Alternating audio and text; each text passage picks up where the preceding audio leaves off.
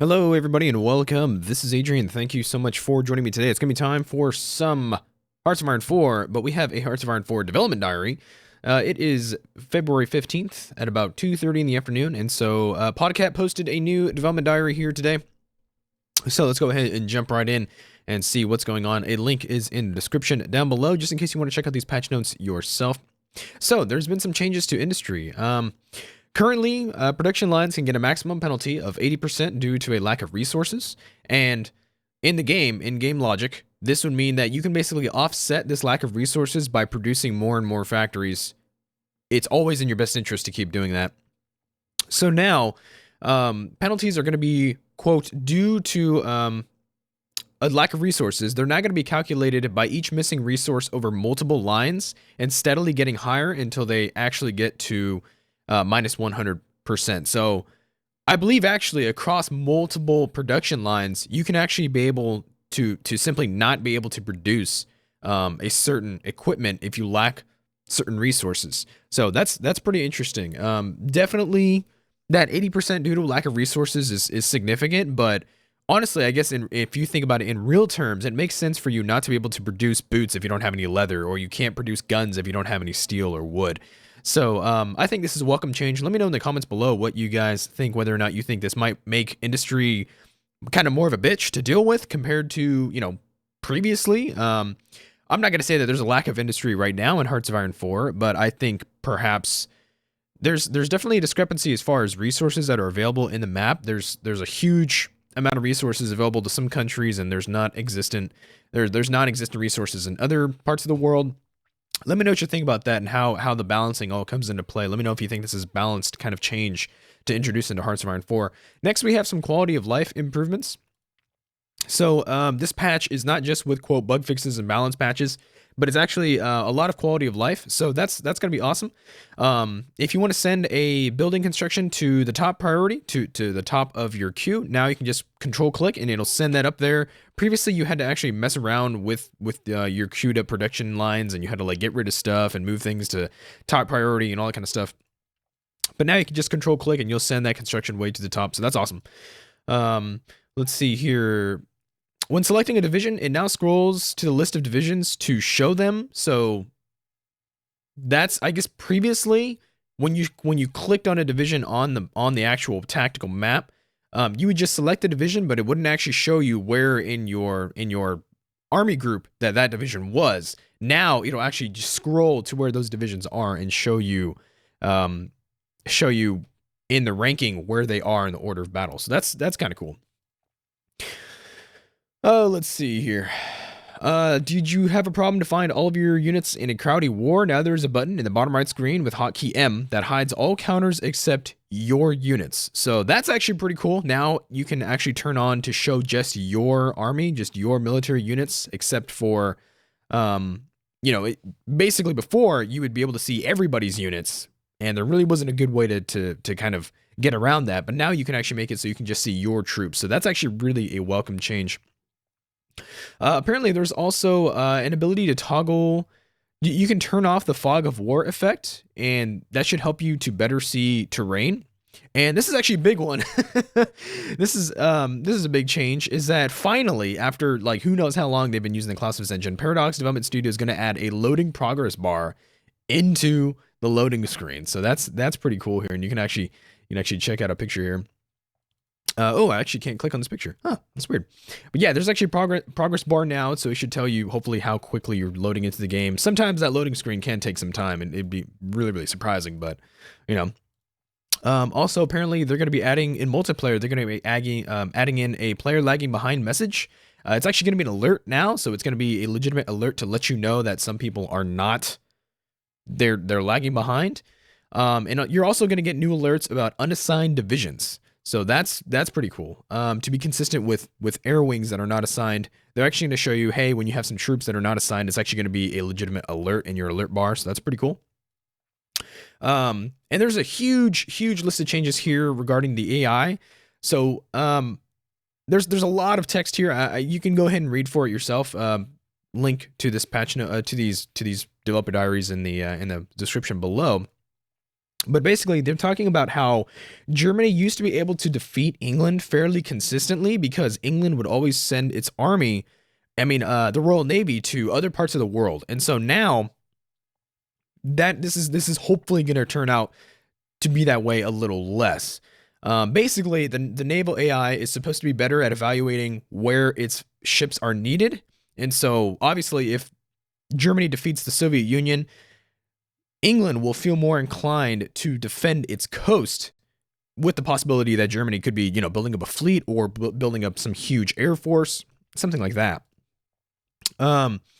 There's also an improvement to how the AI uses its strike fleet, which is fleets it's used that are not to guard or to hunt. So a strike fleet is basically a fleet that is meant to destroy other navies. So say, like Japan has a carrier fleet. The United States would probably send a carrier fleet to go and destroy and engage in a pivotal battle. It wouldn't be to guard some sort of objective, or it wouldn't be to hunt. It's actually meant to fight.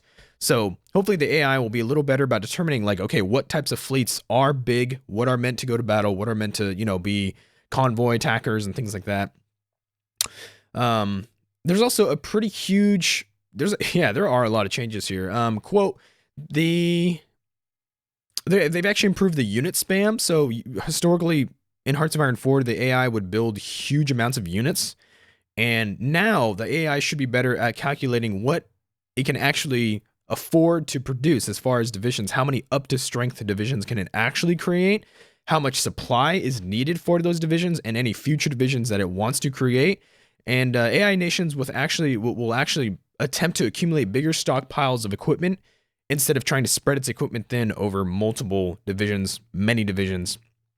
So that's really nice. Hopefully we're seeing more up to strength divisions and fewer of them compared to what we've been seeing before. I mean, Germany would produce like 300 to 400 to 500 divisions that had no equipment, no manpower. They were, ill-equipped, ill-trained, and it was ridiculous. It's honestly like ridiculous for an AI to operate like that. So hopefully we're going to be getting some better stuff there.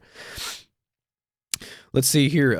Apparently the AI is also going to be better at determining where their divisions are going to need to be placed and across which theaters they're going to need troops. So that's pretty cool. Apparently the AI will now remove deployment lines for types it has reached its wanted number 4. So armor, mechanized, infantry. It's actually going to be better at prioritizing, okay, how many divisions do I actually need that are armor? How many divisions are infantry, mountaineers? How many marines do I need? So hopefully we should be seeing less spam of specific templates that really don't make a lot of sense. Japan's not going to be producing millions of marines when it's fighting in mainland China. So hopefully we don't have that problem. And apparently there was some sort of bug before that the AI would never counter resistance with area defense orders and would instead completely ignore conquered territory. This was due to a code mistake in which apparently the AI would prioritize only owned territory as opposed to controlled territory. So now I guess that's changed. So if an AI conquers a nation and there's a resistance movement there, they should actually now try and put down the resistance instead of completely ignoring that. So hopefully we should be seeing some improved resistance mechanics in the near future. I'm really excited about that. Let's see. The AI should now be a little smarter when it comes to lend leasing. It should also want to send old equipment as compared to new. Let's see. AI can now cancel lend leases it can no longer afford with countries that no longer make sense. That's pretty cool. And the AI should never be so happy on naval construction over military when it also has a lot of civilian industry. So hopefully the AI will prioritize civilian and military industry over naval construction. Because I guess if, depending on the nation, I guess it would make sense to be producing a lot of both. But it looks like there was a problem with naval construction being prioritized over military factories or, say, civilian factories. So that's pretty cool. We should be seeing a lot more common sense lend leasing, hopefully, because I haven't even actually seen the AI use lend leasing that much. So let me know in the comments below. Have you guys seen the AI use lend leasing? I don't really see it that often, but that's just me. Let's see here. It looks like also here, I guess in the Japanese theater in East Asia, Japan should be less likely to kind of tick off the Soviet Union while China is alive. So while the Sino-Japanese War is going on, hopefully Japan won't declare war on the Soviet Union, or at least won't be keen to do so, because that's historically what happened, right? Japan couldn't fight the Soviet Union and China at the same time. So hopefully we won't see any weird or nonsensical actions like that anymore. Really, we should be working towards improving that. And then basically, as far as performance and optimizations, this is a lot of technical jargon. So just to kind of keep it small in this development diary overview video, we should be seeing an estimated 14-18% speed up compared to this previous version of the game. So when the new patch, the 1.3.3 Hearts of Iron 4 patch comes out, we should be seeing about 18% increase in 18% increase in performance, which is huge. Honestly, that is massive, and they have a whole lot of technical details about why that actually is. It's actually really fascinating, to be honest, how the game engine is calculated and what the coders are doing to really get things, I guess, optimized. And it's really fascinating. It's really kind of cool to read through all the mechanics inside the engine, how it all works. I do encourage you guys to actually go and check this out. It really is kind of cool if you're interested in game development or something like that. So it's really kind of cool to see how they played with all the mechanics of the engine. So yeah, and we also should be seeing, hopefully, more, I guess, accurate supply calculations. Not only is there like less of a performance impact from the supply system, but we should be seeing, I guess, the AI working to improve how supply is just calculated in general. I guess the AI would basically look at an area and say, okay, so this area could support this many divisions versus, hey, how many actual divisions do I want to move in here and what do they need? So it's going to go from calculating terrain to actually calculating the supply use of units. So hopefully we should be seeing like a little less attrition, some nonsensical attrition on the AI part. So that's going to be awesome. Really excited for some of these optimizations here. As always, I think that's going to be it for this development diary overview video. Please make sure to like, subscribe, and comment if you enjoyed this video. Let me know in your thoughts below. Do you like all these changes to industry and to the AI improvements? I'd really be kind of surprised if you didn't like the AI to be improved, but let me know what you think about all this. Let me know if you're excited for Hearts of Iron 4 for the new patch. Let me know if you even play Hearts of Iron 4. I actually don't play Hearts of Iron 4 very much. It just kind of hasn't tickled my fancy because of the problems that are glaring in the game. But let me know in the comments below. I want to know, do you actually play Hearts of Iron 4? Are you excited for these changes? Is there anything here that you're not seeing? Would you prefer some other changes that are not being mentioned in this patch? I really do want to hear your thoughts. So thanks so much, guys, and I will see you in the next video. Thank you so much.